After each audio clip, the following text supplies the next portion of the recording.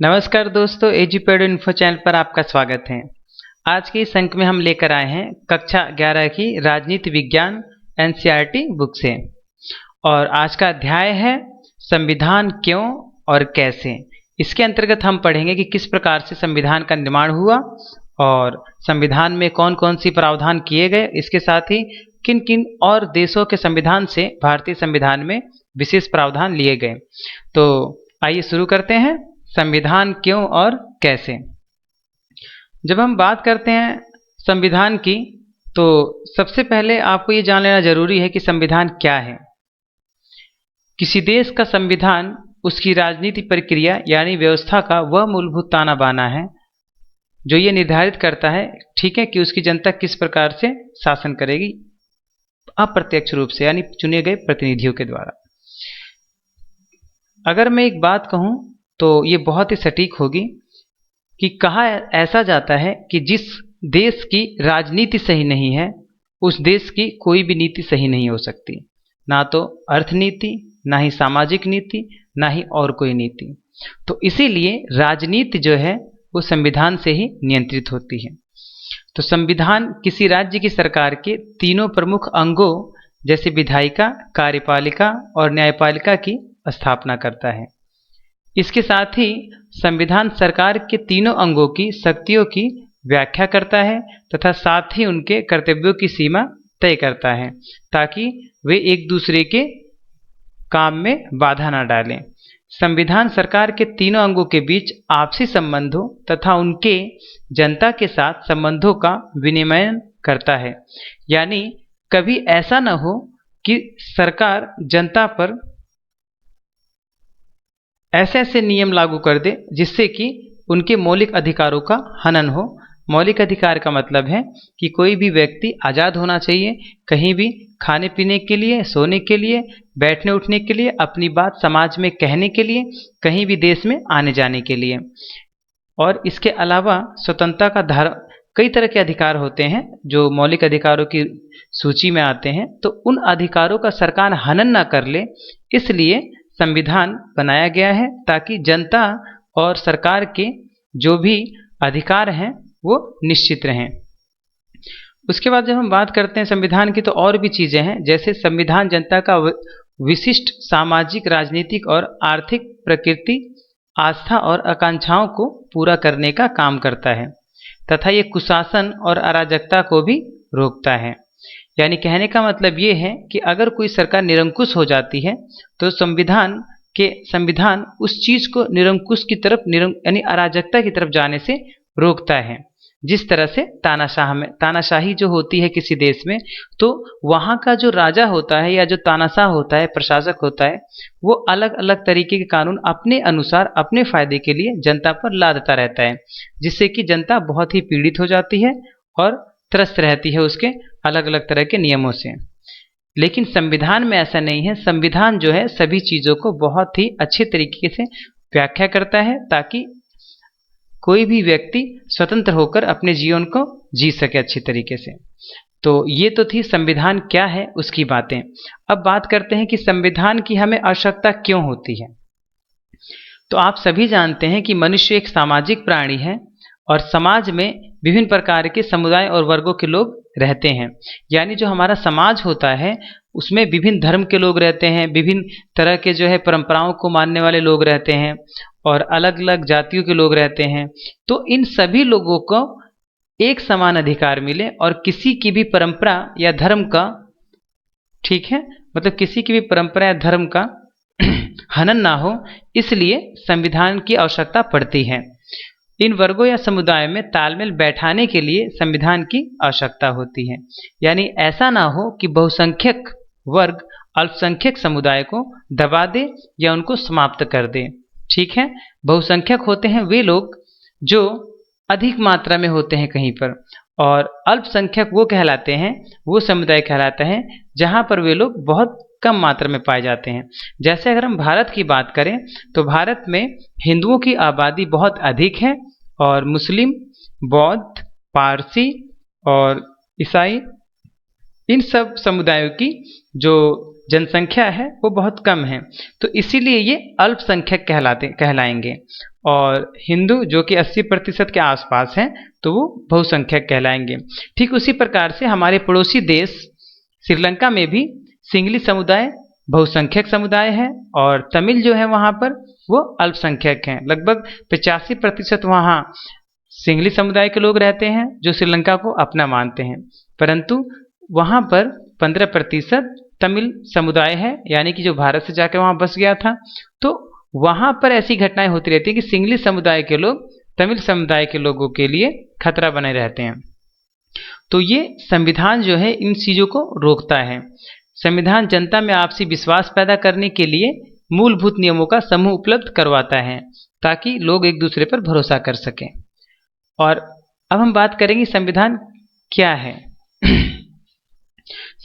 समाज बहुत बड़ा होता है, इसमें अंतिम निर्णय लेने की शक्ति किसके पास होगी, संविधान ये तय करता है। यानी कहने का मतलब ये है कि संविधान ये तय कर देता है कि किसको कौन सा निर्णय लेने की शक्ति है।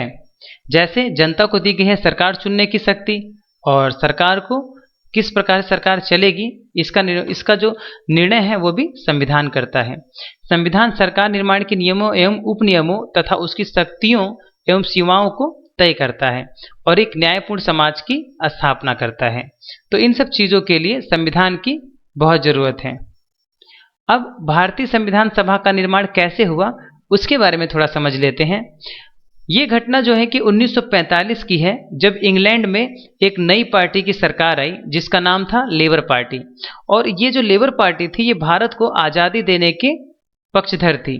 तो वहाँ की जो सरकार थी जो सत्ता में आई थी, तब भारतीय संविधान सभा बनने का मार्ग उन्होंने प्रशस्त किया था कि हाँ भाई, आप जो है हम देश को आज़ाद करने के लिए तैयार हैं, आप जो है संविधान सभा का निर्माण कीजिए।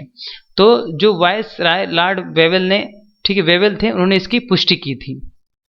इसके बाद क्या हुआ कि कैबिनेट मिशन भेजा गया।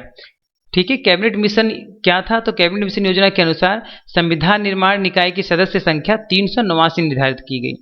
अब इसमें से क्या था कि 292 प्रतिनिधि तो ब्रिटिश भारत के थे। अब देखिए यहाँ पर जो है आपको ये समझ लेना बहुत जरूरी है कि ब्रिटिश भारत क्या था और जो हिंदुस्तान था वो क्या था। ठीक है, यहाँ पर दो तरह के, एक तो देसी रियासतें, ठीक है, और एक होती है ब्रिटिश भारत। तो यहाँ ब्रिटिश भारत वो राज्य थे जहाँ पर अंग्रेजों का सीधा शासन था, यानी कोई भी काम जो होता था वो उनके नियंत्रण में होता था, यानी सारी चीज़ें वो खुद करते थे, कोई राजा कुछ नहीं, वो उनके अंडर में था। और देसी रियासतों का काम ये था कि बहुत सारी देसी रियासतें थी, तो वो क्या करती थी, उन्होंने इनके साथ समझौता किया था।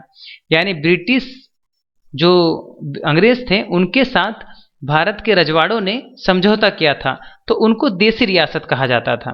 ठीक है, तो 292, ये जो 292 प्रतिनिधि की बात आ रही है कि 292 प्रतिनिधि ब्रिटिश भारत के गवर्नर, ठीक है, ब्रिटिश भारत के गवर्नर के अधीन 11 प्रांतों से आए थे, और 4 प्रतिनिधि चीफ कमिश्नरों के 4 प्रांतों यानी दिल्ली, अजमेर, मारवाड़, कुर्ग तथा ब्रिटिश बलूचिस्तान से, और 93 प्रतिनिधि भारतीय रियासतों से लिए जाने थे। यानी देखिए यहाँ पे 93 प्रतिनिधि जो भारतीय रियासत हैं, यानी कि वही जो मैंने आपको बताया कि ये राजा रजवाड़े थे, लेकिन ये नियम कानून ब्रिटिश का ही फॉलो करते थे, लागू करते थे, और ठीक है उसके बदले वो कर देते थे उनको, यानी कि टैक्स देते थे। अब बात कर लेते हैं कि इसमें आगे और क्या था। तो ब्रिटिश प्रांत के प्रत्येक प्रांत को उनकी जनसंख्या के अनुपात में संविधान सभा में एक सीट दी गई थी। यानी कहने का मतलब यह है कि प्रति 10 लाख लोगों पर एक सीट की व्यवस्था की गई थी। यानी जो 292 लोग आए थे ब्रिटिश भारत से, उनमें हर एक व्यक्ति 10 लाख लोगों पर चुनकर आया था। चुनने का मतलब यह है कि उनको वहां पे प्रतिनिधित्व दिया गया था। प्रत्येक प्रांत की सीटों को 3 प्रमुख समुदायों, मुस्लिम यानी कि मुसलमान, सिख एवं सामान्य में उनकी जनसंख्या के अनुपात में बांटा गया। लेकिन 3 जून 1947 ये ऐसी तारीख है जो हिंदुस्तान के इतिहास में मील का पत्थर साबित हुई। यानी इसने भारत के 2 बंटवारे हुए। इस दिन इसकी घोषणा की लॉर्ड माउंटबेटन ने दिल्ली के ऑल इंडिया रेडियो स्टेशन से। जी हाँ, 3 जून 1947 को ही लॉर्ड माउंटबेटन ने भारत और पाकिस्तान का विभाजन हो गया है इसकी घोषणा की, और पंडित नेहरू ने भी इस चीज़ की ऑल इंडिया रेडियो पे वहीं पर उनके साथ पुष्टि की। तो ये तारीख जो है बहुत ही इतिहास में रोचक और यूं कहें दुखदायी रही, क्योंकि इसके तुरंत बाद बहुत बड़े स्तर पे दंगे शुरू हो गए थे। तो चलिए, ये हम इतिहास नहीं पढ़ेंगे, हम जो है यहीं पर राजनीति शास्त्री पढ़ते हैं। तो परिणाम स्वरूप पाकिस्तान के सदस्य संविधान सभा के सदस्य नहीं रहे और भारतीय संविधान सभा के वास्तविक सदस्य संख्या 299 रह गई। तो आपको ये समझ लेना जरूरी है कि पहले 300 कुछ थी संविधान सभा में जो सदस्यों की संख्या थी, लेकिन क्योंकि अब भारत और पाकिस्तान का विभाजन हो गया तो इसीलिए पाकिस्तान में जितने भी राज्य आए उस हिस्से के जो प्रतिनिधि थे वो चले गए। अब तो अब जो भारतीय संविधान सभा है वो 299 सदस्यों के साथ रह गई। इसके बाद अब ये निर्णय लिया कि संविधान सभा का स्वरूप कैसा होगा। तो संविधान सभा का विधिवत उद्घाटन दिन सोमवार 9 दिसंबर 1946 को 11 बजे दिल्ली के ही, ठीक है, यानी नेशनल असेंबली में किया गया। तो 9 दिसंबर 1946 को डॉक्टर सच्चिदानंद सिन्हा को अस्थायी अध्यक्ष नियुक्त किया गया और 11 दिसंबर 1946 को डॉक्टर राजेंद्र प्रसाद को संविधान सभा का अस्थायी अध्यक्ष चुना गया तथा संविधान प्रारूप समिति का अध्यक्ष डॉक्टर भीमराव अम्बेडकर को चुना गया। दोस्तों, यहाँ पर यह समझ लेना जरूरी है कि ये दो लोग अध्यक्ष चुने गए हैं। एक तो डॉक्टर राजेंद्र प्रसाद, तो ये संविधान सभा के अध्यक्ष थे, ठीक है, और दूसरे प्रारूप समिति के अध्यक्ष। तो ये प्रारूप क्या है? अब देखिए, मैं प्रारूप आपको समझा देता हूं कि डॉक्टर भीमराव को प्रारूप समिति का अध्यक्ष चुना गया। इसका मतलब यह है कि किस प्रकार से कानून बनेगा, तो सारी व्यवस्था यानी कानून के सारे अंगों की व्यवस्था इनको तैयार करनी थी। यानी हम ऐसे कहते हैं ना कि जैसे हमने माल बना दिया, कोई भी सामान बना दिया, लेकिन उसकी फिनिशिंग रह गई है। तो सारी चीजों को मिलाकर कानून बनाना, संविधान बनाना, जो बनाने का जिम्मा है वो भीमराव अम्बेडकर को दिया गया कि आप जो है एक ऐसा प्रारूप तैयार कीजिए जिसमें हमारे देश के लिए आने वाले भविष्य में कोई भी समस्या उत्पन्न ना हो। तो डॉक्टर भीमराव अम्बेडकर प्रारूप समिति के अध्यक्ष बने। प्रारूप का मतलब होता है ड्राफ्ट, यानी कि ये प्रारंभिक कानून होता है। ये प्रारूप जब बना तो इसके बाद इस पर 2 साल तक काफी लंबी चौड़ी बहस हुई, हर एक आर्टिकल पे, यानी हर एक अनुच्छेद पर, हर एक नियम पर 2 साल तक, या जो आप जानते हैं कि 2 साल 11 महीने 18 दिन में संविधान बनकर लागू हुआ था, तैयार हुआ था। तो वो जो समय इतना लंबा लगा, लगभग 3 साल का, वो किस लिए लगा? वो इसीलिए लगा कि जो इन्होंने तैयार किया था संविधान, उसके हर एक नियम पर बहस हुई और बहस होने के बाद जो सही लगा उसको ले लिया गया संविधान में और बाकी छोड़ दिया गया। तो वो प्रारूप था। अब प्रारूप से ही एक सही और अच्छा संविधान निकल कर बाहर आया। तो प्रारूप ऐसा होता है कि जिसमें हम काट छाट कर सकते हैं और उसी के बाद उसका फाइनल जो रूप होता है वो दे सकते हैं उसको। तो आशा करता हूँ आपको ये प्रारूप समिति का मतलब समझ में आ गया होगा। आइए बढ़ते हैं अगले टॉपिक पे। तो 13 दिसंबर 1946 को पंडित जवाहरलाल नेहरू ने संविधान का उद्देश्य प्रस्ताव प्रस्तुत किया। अब देखिए, उद्देश्य प्रस्ताव क्या है कि मतलब हमारा क्या उद्देश्य है, इसका प्रस्ताव उन्होंने रखा और दिखाया, यानी बताया। तो आप जानते भी होंगे, पुस्तकों में पहले पेज पे छपा रहता है कि भारत के सभी नागरिक समानता, भ्रातृत्व, सबको अधिकार, स्वतंत्रता, ये सब जो है कि उस पर लिखा रहता है। तो वो उद्देश्य था कि हमारा उद्देश्य क्या है। तो जिसे 22 जनवरी 1947 को संविधान सभा ने स्वीकार कर लिया, यानी जो उन्होंने उद्देश्य दिया था वो 22 जनवरी 1947 को संविधान सभा ने स्वीकार कर लिया। तो 26 नवंबर 1949 को अंगीकृत भारतीय संविधान में कुल मिलाकर 395 अनुच्छेद, 22 भाग तथा 8 अनुसूचियों, ठीक है, 8 अनुसूचियां थी। यानी कुल मिलाकर कितने अनुच्छेद हैं इसमें? 395, 22 भाग हैं संविधान के और 8 अनुसूचियां हैं, ठीक है, थी उस समय। इस समय अनुसूचियां जो है 8 से बढ़कर 12 हो गई हैं।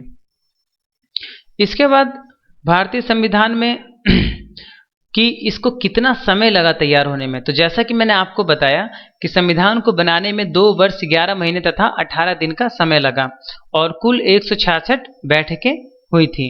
यानी 166 दिन बैठकर इसको हर टॉपिक पर इसके बहस की गई।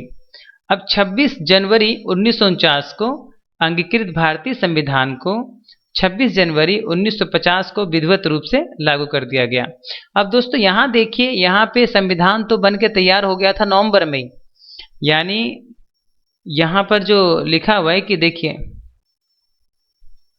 कि संविधान तो नवंबर में तैयार हो गया था बन के 1949 में, लेकिन इसको लागू नहीं किया गया उस समय। क्यों? क्योंकि 1930 से 26 जनवरी को ही स्वतंत्रता दिवस के रूप में मनाया जाता था, लेकिन स्वतंत्रता तो हमें 15 अगस्त को मिल गई, तो इसीलिए 26 जनवरी को स्वतंत्रता दिवस की जगह, ठीक है, क्योंकि हमें तो मिल चुकी थी 15 अगस्त को, तो इसीलिए 26 जनवरी 1950 को विधिवत रूप से संविधान लागू किया गया। तो ये था कि किस प्रकार से संविधान बना, कैसे कैसे उसका प्रारूप तैयार हुआ और कैसे उसे अंगीकृत किया गया। अब दोस्तों यहाँ कुछ महत्वपूर्ण बातें ये हैं कि संविधान सभा के स्रोत क्या हैं, यानी हमने जो संविधान बनाया है वो किन किन देशों के संविधान से लिया है, नियमों को लिया है, ठीक है। तो आपको बता दूं कि जो 1935 का भारत शासन अधिनियम था जो कि ब्रिटिश लोगों ने बनाया था, उसके 75% अंश को तो हमने ऐसे ही ले लिया सेम टू सेम, यानी 75% भाग तो अंग्रेजों का ही था उसमें, बाकी का जो 25% है वो हमने निर्माण में अपने खुद के जो है कि डाले हैं। और वो भी मैं आपको बता दूं, वो भी हमारे खुद के नहीं है, उसमें भी थोड़ा बहुत जो है हमने अलग अलग देशों से लिए हैं। तो 75% तो ब्रिटिश भारत का हमने संविधान ले लिया और बाकी के 25% में हमने अलग अलग देशों से लिए। तो 1928 में नियुक्त मोतीलाल नेहरू कमेटी रिपोर्ट से 10 मूल मानव अधिकारों को शामिल किया गया। ये भी एक मूलभूत मतलब ये जो अधिकार हैं, ठीक है, इसको शामिल किया गया कहाँ पर? भारत के संविधान में। तो अब यहाँ पर समझ लेते हैं कि जो 25% का संविधान था, 10 मूल अधिकार तो यहाँ से ले लिए गए, बाकी की और भी चीजें हैं वो मैं आपको बता देता हूँ कि अन्य देशों के संवैधानिक प्रणाली से क्या क्या लिया गया। तो ब्रिटिश संविधान से सर्वाधिक मत के आधार पर चुनाव में जीत का फैसला। अब अगर आपको सर्वाधिक मत की प्रणाली क्या है ये समझना है तो आप हमारे चैप्टर नंबर, ठीक है, चैप्टर नंबर 3 चुनाव और प्रतिनिधित्व क्लास 11th के NCERT बुक का जरूर देखें वीडियो, बहुत अच्छी वीडियो है, आपको सब कुछ समझ में आ जाएगा चुनाव के बारे में। तो सर्वाधिक मत के आधार पर चुनाव में जीत का फैसला ब्रिटिश संविधान से लिया गया। सरकार का संसदीय रूप और कानून के शासन का विचार, विधायिका में अध्यक्ष का पद और उसकी कानून निर्माण की विधि, ये सारे प्रावधान जो है ब्रिटिश संविधान से लिए गए हैं। इसके साथ ही अमेरिका के संविधान से मौलिक अधिकारों की सूची और न्यायिक पुनरावलोकन की शक्ति और न्यायपालिका की स्वतंत्रता, ये सारी चीजें अमेरिका के संविधान से ली गई हैं। उसके अलावा राज्य के नीति निर्देशक तत्व, फ्रांस का संविधान और स्वतंत्रता, समानता और बंधुत्व का सिद्धांत, ठीक है, ये आयरलैंड से, सॉरी मैं एक चीज समझा दूं यहाँ पे कि आयरलैंड के संविधान से राज्य के नीति निर्देशक तत्व का समाहित किया गया है, जबकि फ्रांस के संविधान से स्वतंत्रता, समानता और बंधुत्व का सिद्धांत लिया गया है, ठीक है। इसके अलावा कनाडा के संविधान से एक अर्ध संघात्मक सरकार का स्वरूप, सशक्त केंद्रीय सरकार वाली संघात्मक व्यवस्था और अवशिष्ट शक्तियों का सिद्धांत। यहाँ पर मैं आपको बता दूं कि अर्ध संघात्मक ये क्या है। यहाँ पर क्या है कि हमारे यहाँ पर संघात्मक व्यवस्था है कि संघ सरकार है। संघ का मतलब ये है कि एक केंद्र में सरकार है और बाकी राज्यों में सरकार है। तो केंद्र को शक्तिशाली बना दिया गया है और राज्यों को उनसे कम शक्ति दी गई है। तो यहाँ पर राज्यों में खुद की सरकार अलग अलग होती है और केंद्र में सरकार अलग होती है। तो इन दोनों क्षेत्रों में दो अलग अलग क्षेत्र हो गए, तो इसलिए इसे संघ क्षेत्र कहते हैं, यानी संघात्मक सरकार कहते हैं। तो अर्ध संघात्मक का मतलब यह है कि पूरी संघ नहीं है, ठीक है, यानी राज्यों का अपना अलग है हिसाब किताब और केंद्र का अलग है। तो यहाँ पर केंद्र सरकार की शक्तियाँ थोड़ी ज़्यादा होती हैं राज्य सरकार से, क्योंकि विदेश मामले और जो सुरक्षा मामले हैं वो जो है मुख्य रूप से गृह सुरक्षा तो राज्य के पास रहती है, लेकिन जो बाह्य सुरक्षा है यानी कि जो सीमा की सुरक्षा है देश की, वो केंद्र सरकार करती है। तो यहाँ पर जो है भारतीय संविधान के विभिन्न स्रोतों के बारे में आपने जान लिया। अब आपसे मैं रिक्वेस्ट करता हूँ कि अगर ये आपको वीडियो अच्छी लगी हो तो इसे शेयर करें और सब्सक्राइब करें हमारा चैनल। और यदि आपका कोई सजेशन हो, कोई भी सलाह हो आपकी, तो आप इस वीडियो के नीचे एक कमेंट सेक्शन गिवन है, दिया हुआ है, वहीं पर आप जो है अपनी बात को कह सकते हैं। उसके रिगार्डिंग हम कोई भी जो भी एक्शन होगा या जो सॉल्यूशन होगा हम उसको सॉल्व कर देंगे। तो अगर आप न्यू सब्सक्राइबर हैं तो सब्सक्राइब बटन के बगल में बेल आएगी, उस बेल को जरूर पुश कर दें ताकि आपको हमारी कोई भी लेटेस्ट वीडियो उसके अपडेट्स मिलते रहें। तो अपना बहुमूल्य समय देने के लिए धन्यवाद। मिलते हैं दोस्तों नेक्स्ट वीडियो में, तब तक के लिए नमस्कार।